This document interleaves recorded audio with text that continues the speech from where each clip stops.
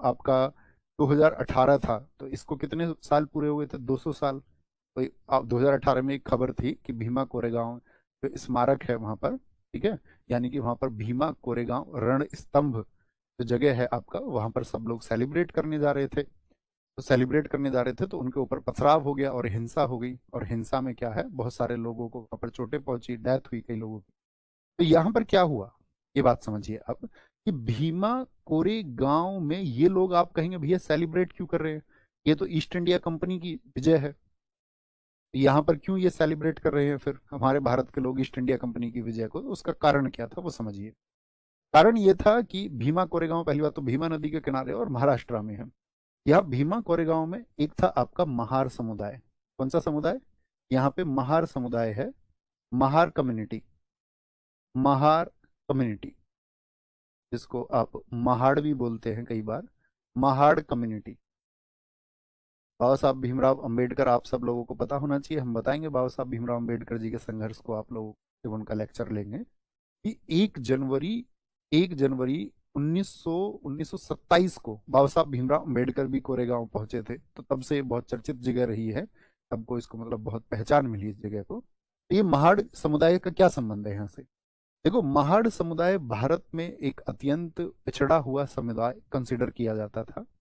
और पेशवाओं के समय क्या था कि पेशवाओं के समय बहुत सारी प्रथाएं ऐसी थी महाराष्ट्र में जो कि आपका एकदम से दलित विरोधी थी।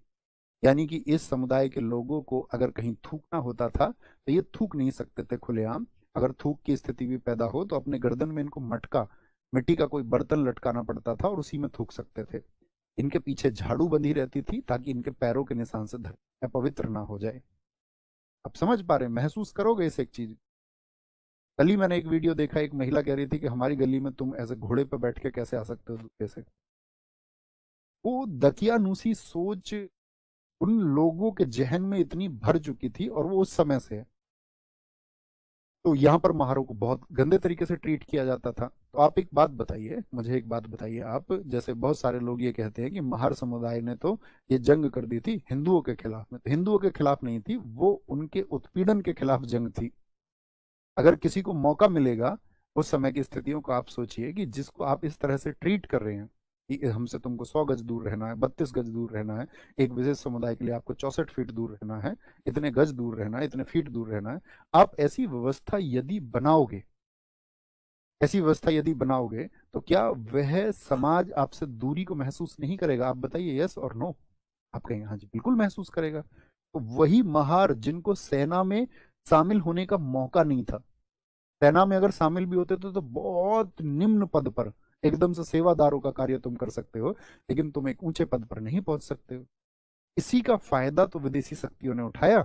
तुम्हारे यहाँ जो जाति प्रथा थी, जिसमें तुमने लोगों को बांट रखा था, और तुमने जिन लोगों का दमन किया लंबे वर्षों तक, शताब्दियों तक तुमने जिनका दमन किया, जब उनको मौका मिला, ईस्ट इंडिया कंपनी ने अपने फायदे के लिए एकदम से दोनों हाथ उनके लिए खोल दिए कि तुम्हारा स्वागत है, तुम हमारी सेना में भर्ती हो। तो 28,000 की पेशवा की सेना के खिलाफ में जो लगभग 800 से 900 ईस्ट इंडिया कंपनी के आपका जवान लड़े, उनमें से 500 लोग महार समुदाय से थे, और 500 और प्लस में 300-400 लोग और थे। उन्होंने 28,000 की पेशवा की सेना को हरा दिया, या ये कहें कि उनको भागने को मजबूर कर दिया। इतनी बुरी तरह से उनको हराया और इतने जबरदस्त तरीके से वो लड़े। तो इसीलिए महारों में क्या है, उसको आपका महार कम्युनिटी जो है उसको एक विजय उत्सव की तरह बनाती है। क्योंकि अंग्रेजों ने, ऐसा नहीं था कि अंग्रेजों ने अपना, अंग्रेजों ने तो फायदा उठाया, और जैसे ही अंग्रेजों ने कोरेगांव का युद्ध जीत लिया तो उन्होंने कोई ऐसा विशेष कार्य नहीं किया जिससे महारों का उत्थान हो पाए, या उस समुदाय के लिए बाद में अंग्रेजी व्यवस्था में आपने कुछ ऐसा आप देख पाओ कि आपका, कि उन्होंने क्या उनको उत्थान करा दिया था, उनका अपलिफ्ट करा दिया था उनको? तो कुछ भी नहीं किया उन्होंने, सिर्फ उनको यूज एंड थ्रो की पॉलिसी के तहत अंग्रेज प्रयोग करते थे। लेकिन महारों को तो ये उम्मीद मिली ना कि ये हमारे लिए कुछ करेंगे, या जो पेशवाई आपका दलितों पर अत्याचार कर रही थी, उसके खिलाफ लड़ने का उनको एक आपका समय आया, या बोले लड़ने का एक मौका उनको मिला। तो उस महार समुदाय ने जो अपना संघर्ष किया वो उस जातिवादी घमंड के प्रतिशोध में किया। ये जातिवादी घमंड जो है इसको हम दूर करेंगे, और महारों की वजह से ईस्ट इंडिया कंपनी जो है आपका इस युद्ध को जीत जाती है, और पेशवा जो है इस युद्ध को हार जाते हैं। ठीक है, इसी युद्ध के बाद में, तो हम सब करें, बात क्लियर रही? इसी युद्ध के बाद में क्या हुआ, 1818 में 1818 में मंदसौर संधि